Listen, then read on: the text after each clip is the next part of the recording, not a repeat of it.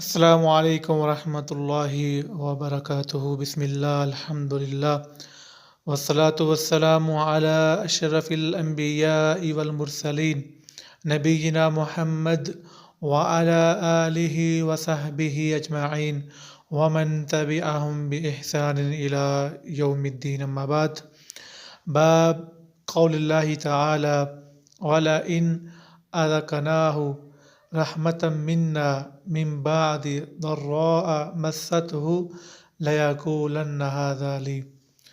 آج جو آیت کریمہ میں نے آپ کے سامنے پیش کی ہے، اس آیت میں اللہ رب العزت نے بیان فرمایا وَلَئِنْ، اور اگر أَذَقْنَاهُ، ہم چکھائیں اس انسان کو رحمتا، رحمت منا اپنی طرف سے، من بعد، بعد اس کے، ضراء، جو مصیبت، مسته، اسے پہنچی تھی، تو لیقولن ھذا لی، تو وہ کہے گا یہ میرے لیے ہے۔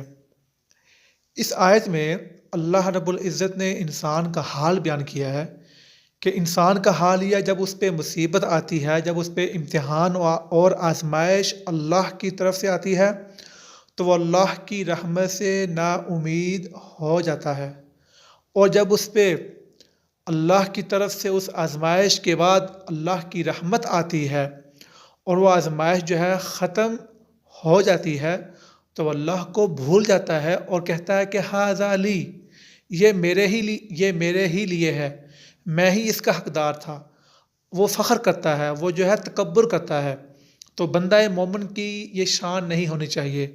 اسلام نے ہمیں اسے روکا ہے، جب آزمائش آئے، امتحان آئے، تو اس پہ صبر کرنا ہے، اور جب نعمت مل جائے، اللہ کی رحمت مل جائے، اس پہ جو اللہ کا شکر ہم نے ادا کرنا ہے۔